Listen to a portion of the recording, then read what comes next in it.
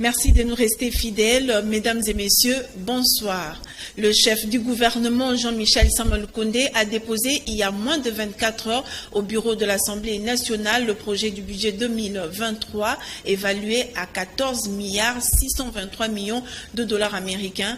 Après les dépôts du projet du budget, le Premier ministre a précisé que la loi des finances 2023 va s'articuler essentiellement sur les sociales et une bonne part sera également réservée à l'organisation des élections en 2023. Commentaire signé Jules Boulembi. Pour la deuxième année consécutive, comme pour pérenniser la tradition du respect de la Constitution en cette matière, le chef du gouvernement Jean-Michel Sama Lukonde a déposé ce 15 septembre 2022 à la Chambre basse du Parlement le projet du budget 2023 chiffré à 14,6 milliards de dollars américains, soit une augmentation de près de 32% par rapport à l'année précédente, dont le budget était chiffré à près de 12 milliards de dollars américains. Avec les réagissements qui devront y être apportés par la commission ECOFIN du Parlement, ce budget permettra d'accélérer la mise en œuvre du programme ambitieux de développement local de 145 territoires porté par le président de la République Félix-Antoine Tshilombo Tshisekedi, qui tient à redonner de la dignité à son peuple. Par ailleurs, 2023 étant une année électorale, ce budget permettra de doter la centrale électorale de moyens de sa politique pour organiser les scrutins dans le délai constitutionnel. Ici, c'est cette manifestation de déposer pour la deuxième fois le budget dans les délais constitutionnels. Et donc, c'est un exercice auquel le gouvernement aujourd'hui s'est donné une exigence et nous le faisons avec, bien sûr, le ministère d'État, le ministère du Budget, mais la collaboration de tous les autres ministres. C'est juste s'y prendre à temps pour pouvoir rencontrer cette exigence. Et ici, en ce qui concerne le budget que nous venons déposer, je voulais juste donner quelques éléments. Ces éléments, c'est d'abord les indications qui nous avaient été données clairement lors d'un Conseil des ministres en communication de son Excellence Monsieur le Président de la République, de demander au gouvernement de tenir compte de l'aspect social. Il sied de souligner que le dépôt de ce projet de budget a eu lieu le jour même de l'ouverture de la session budgétaire à l'Assemblée nationale. La session parlementaire de septembre a été ouverte il y a quelques heures. Le speaker de l'Assemblée nationale, Christophe Mbosso, a dans son discours d'ouverture plaidé pour plus d'engagement dans la quête des solutions aux affres qui dérangent la partie est de la République. Il a en outre sollicité que cette session budgétaire tentera de solutions idoines sur le plan social. Une fois de plus, Jules Boulembi. Un seul point était inscrit à l'ordre du jour au cours de cette rentrée parlementaire, à savoir les discours du speaker de l'Assemblée nationale. Christophe Mbosso Kodiampoanga dresse un tableau sécuritaire globalement sombre à côté des lueurs politiques et économiques. Nous voulons vivre en paix avec le peuple rwandais. Que le président Kagame, l'axe du mal africain, arrête de manipuler l'armée rwandaise contre le peuple congolais. Par ailleurs, comme précédemment annoncé dans la partie ouest de notre pays, précisément dans les territoires de Kwamut, nous déplorons jusqu'en ce moment des actes de violence et de barbarie, occasionnant des tueries massives parmi les populations Teke et Yaka. Au regard du mode opératoire prétendument utilisé par les deux populations concernées, il y a lieu de craindre l'implication d'une main extérieure. Les peuples Teke et les peuples Yaka ont toujours vécu dans un climat de paix. Jamais le mode opératoire observé dans les violences actuelles n'a été utilisé dans les règlements de leurs différends. Le gouvernement de la République doit mettre fin à la violence qui prend les allures d'une guerre de tranchées ethniques à la porte de Kinshasa. Au nombre de priorités de la présente session de septembre, le président de la Chambre basse du Parlement a énuméré la loi sur la reddition des comptes du dernier exercice clos ainsi que la loi de finances, tout attendu en urgence du gouvernement. Enfin, Mbosoko Diapwanga a ouvert la session de septembre. La patronne de la MONUSCO, Bintou Keïta, a échangé avec le bureau de la CENI, avec à sa tête les présidents de la centrale électorale Denis Kadima. Les échanges ont tourné autour de la prochaine contribution du système des Nations Unies pour l'organisation des élections en 2023. Pour un appui efficace et cohérent, il a été décidé de la mise sur pied d'une plateforme devant servir de courroie de transmission en termes d'échanges pour l'organisation des scrutins en 2023. Nous y reviendrons dans nos prochaines éditions. Le chef de l'État, Félix-Antoine Tshisekedi Tshilombo, vient de séjourner à Luanda, en Angola, à l'occasion de l'investiture du président João Lourenço, récemment élu président de la République angolaise pour un deuxième mandat, un mandat que le président de l'Angola considère celui de la paix dans la région Afrique centrale. Commentaire signé une fois de plus par Jules Boulembi. C'est à l'issue des élections législatives tenues le 24 août dernier que le président João Lourenço, tête de liste de son parti, le MPLA, a été proclamé vainqueur.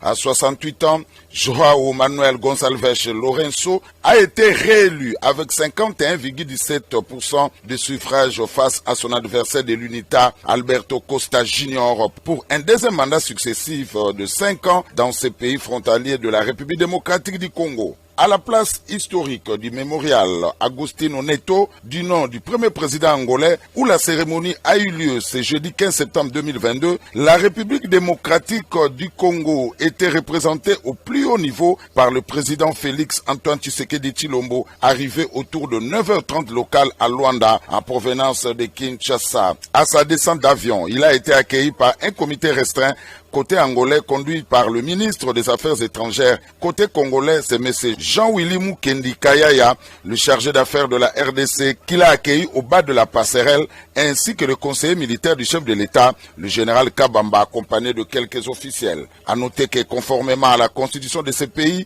il n'y a pas élection présidentielle. C'est la tête des listes du parti vainqueur aux législatives qui devient automatiquement le chef de l'État. Deux temps forts ont marqué la cérémonie de séjour au mémorial Agostinho Neto. Premièrement, la présentation de la cinquantaine de délégations des pays qui ont tenu à rehausser de leur présence la prestation des serments du président Lourenço, dont une vingtaine de chefs d'État et de gouvernement. Deuxièmement, et c'était le clou de la manifestation, il s'est agi de la prestation de serment proprement dite en portugais, la langue officielle de l'Angola, ainsi que la remise des emblèmes du pouvoir au nouveau président par la présidente de la Cour constitutionnelle d'Angola, la juge Veneranda.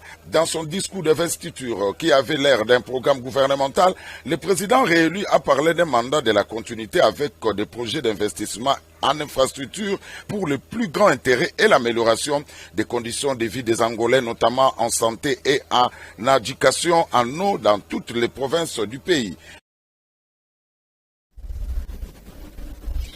C'est par une correspondance rédigée avec célérité que le conseiller spécial en charge des questions stratégiques, Vidi Timanga, vient de capituler il y a quelques heures en déposant sa démission de ses fonctions.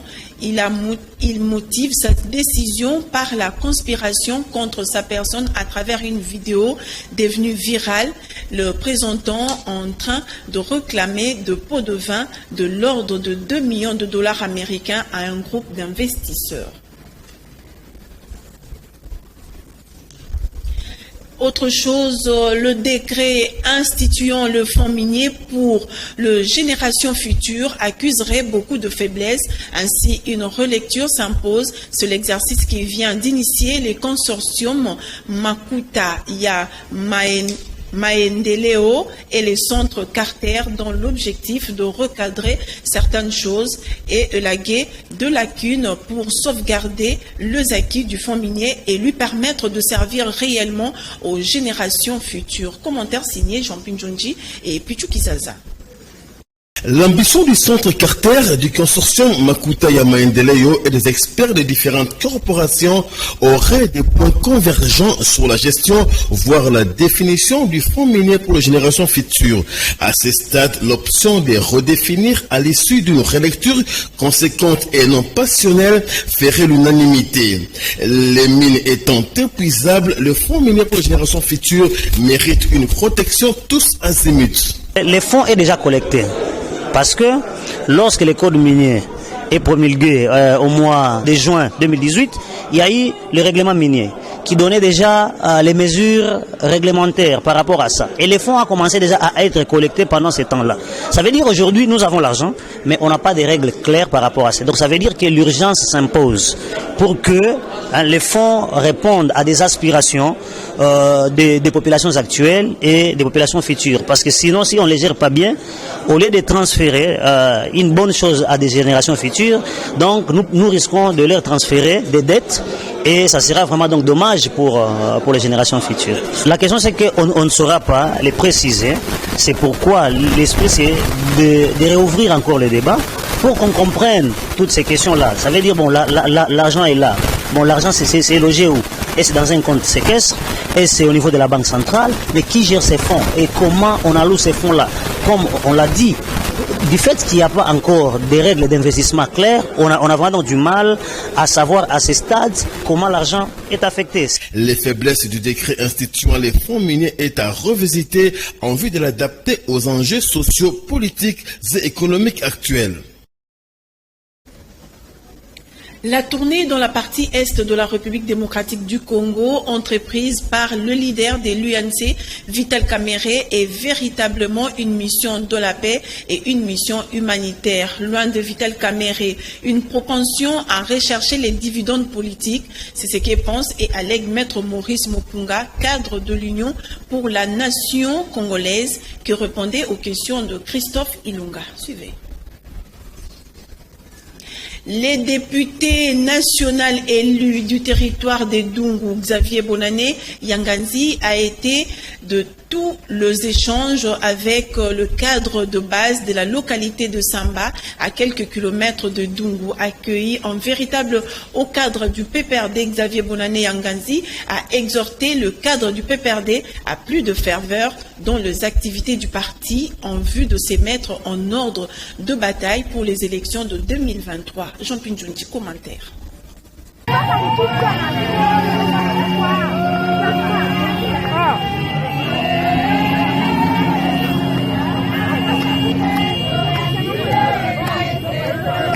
La base du PPRD Sambia, à des kilomètres du territoire de Dungu, a été moralement réarmée par Xavier Bonane Yanganzi. L'occasion des vacances parlementaires a été saisie en vue de répondre aux préoccupations des cadres de base du PPRD Sambia.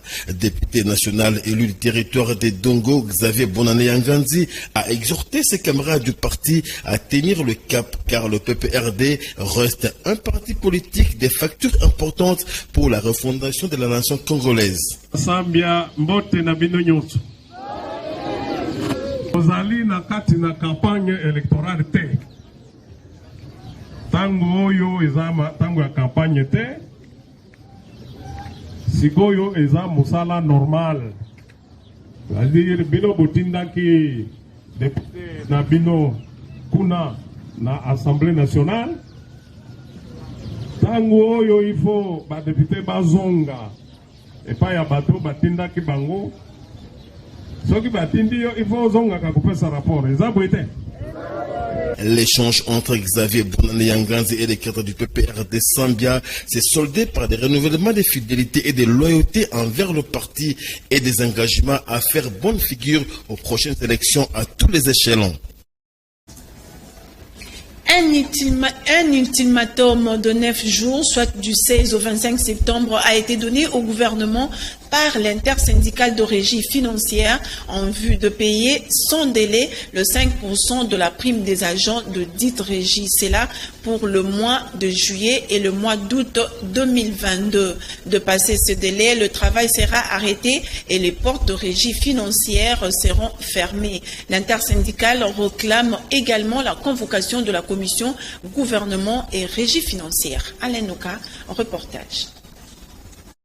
Les agents des régies financières DGI, DGDA et DGRAD menacent de tout arrêter et fermer les portes de tous ces établissements si le ministre des Finances Nicolas Kazadi et le gouvernement de la République n'arrivaient pas à payer la prime de performance de 5% aux agents de ces trois régies qui mobilisent les recettes afin que le gouvernement fasse sa politique de répondre aux besoins de la République. Passé le 25 septembre 2022, une assemblée générale sera convoquée à l'issue de laquelle une décision sera prise de bloquer le gouvernement. Outre l'option d'arrêter le travail d'assez régie de la RDC, l'intersyndicale des régies des finances réclame également sans délai la convocation de la commission gouvernement intersyndicale pour tout statuer et harmoniser au sujet des agents de ces régies. Depuis l'avènement du gouvernement Samba Lukonde, il s'observe, il se constate avec beaucoup de peine que les régies financières qui donne au gouvernement les recettes pour réaliser sa politique ne sont payées que après pression. Or, les rétrocessions sont prévues dans la loi. C'est les 5% qu'on doit les rétrocéder. Mais malheureusement, le ministre des Finances, M. Nicolas Kazadi, pense que les agents de régie sont des instruments qu'il peut utiliser comme il entend et les payer quand lui veut, malgré les problèmes qu'ils ont dans leur famille. Mais le gouvernement attend d'eux les recettes, les dépassements, on les chante à la télévision et sa dernière sortie a démotivé les agents. C'est devenu une habitude en RDC pour que le gouvernement et les ministres des Finances payent les agents des régies financières après avoir mobilisé au-delà les recettes. Il faudrait une menace pour qu'ils soient payés.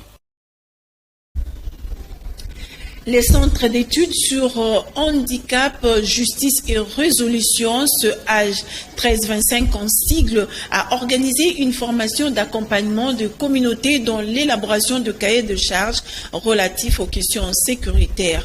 Commentaire signé Christophe Ilunga et Sylvine Dayasaboué suivi.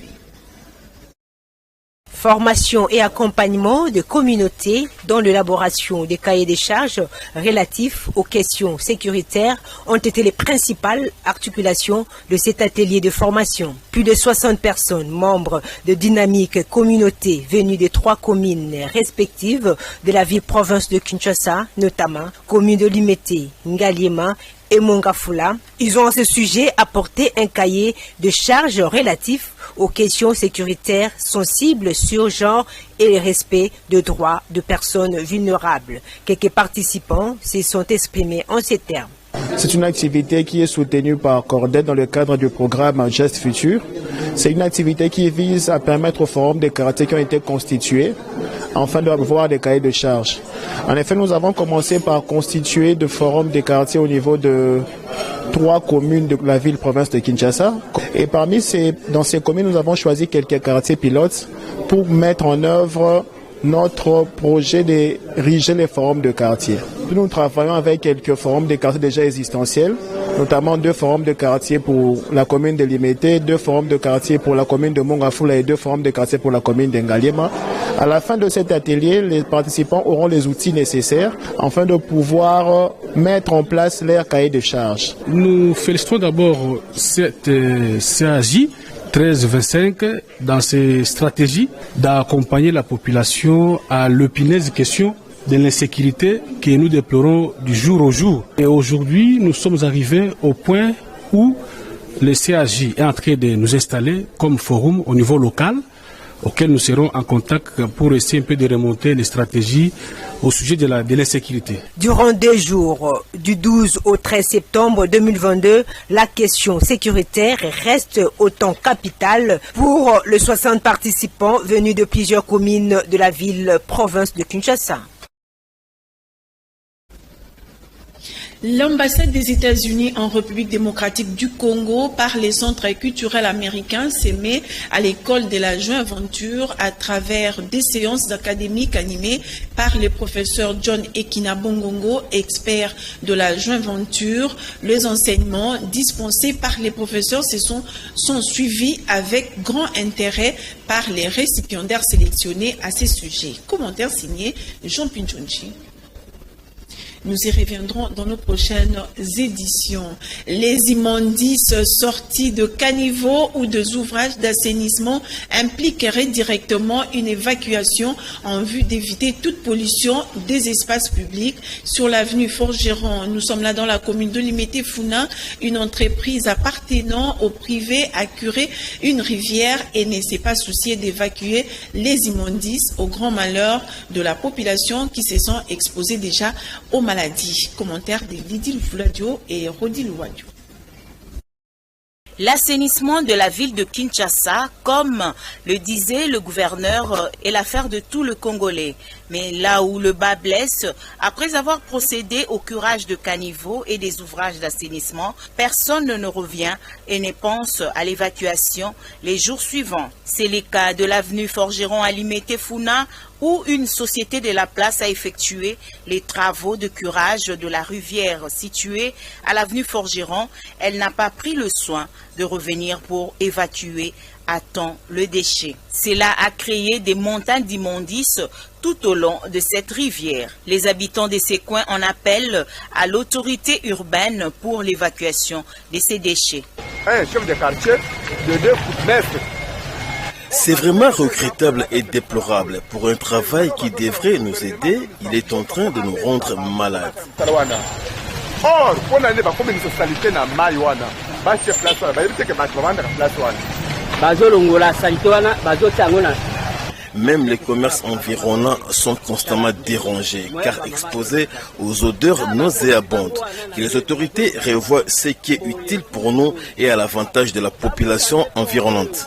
Les immondices curés ne sont pas évacués et nous sommes contraints de vivre avec la saleté au quotidien.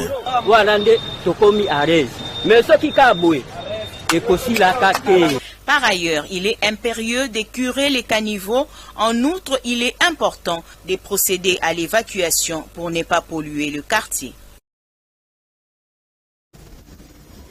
C'est depuis l'année 2018 que la communauté mondiale célèbre le 17 septembre de chaque année la journée du nettoyage. Dans le cadre de cette célébration, la coordonnatrice de la brigade Green Team de l'ISP Gombe, Madame le chef des travaux, Mami Okoto, invite toute la communauté de l'Institut supérieur de la Gombe à prendre part à la grande journée des salubrités ce samedi 17 septembre 2022 dans l'enceinte de l'ISP Gombe sous les auspices du comité de gestion. Clavier à la Diakou, commentaire. L'humanité tout entière célèbre la journée internationale du nettoyage le 17 septembre de chaque année. Dans cette optique, c'est samedi 17 septembre 2022 à 9h, toute la communauté de l'ISP Gombe prendra part au Clean Up Day organisé sous les auspices du comité de gestion en collaboration avec la brigade Green Team de cet institut supérieur. Le DIN, c'est la journée internationale du nettoyage.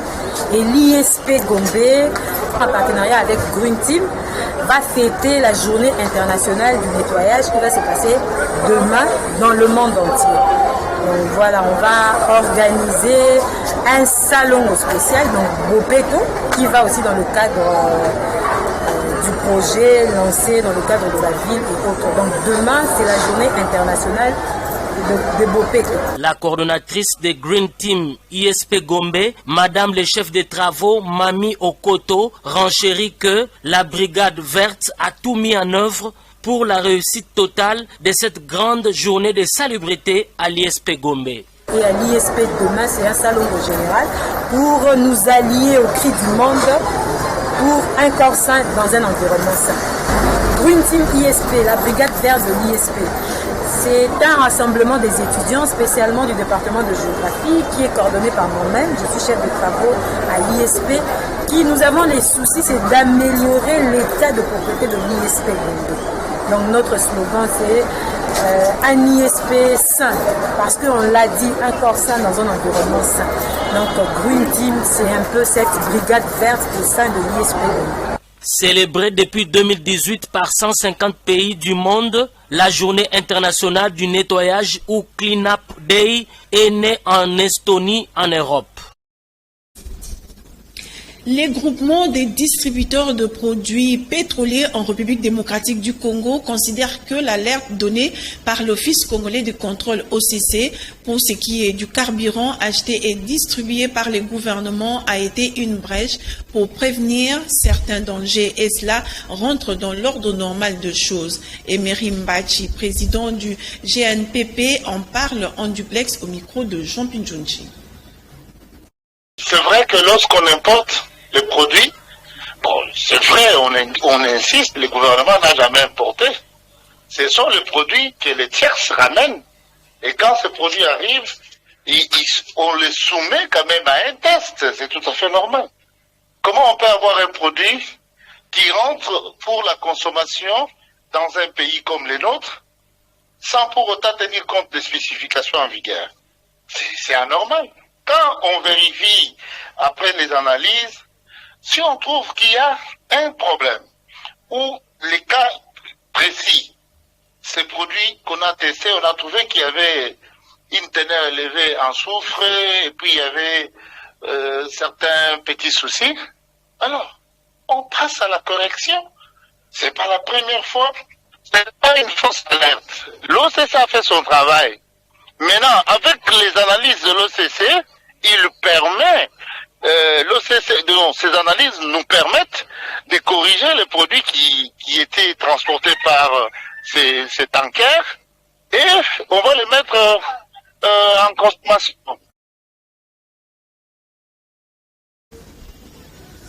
Voilà, ça n'est complètement fini. C'est journal au nom de l'équipe technique et rédactionnelle de Canal King Télévision. Nous vous disons merci de nous avoir suivis. Restez branchés au programme de Canal King Télévision. Au revoir.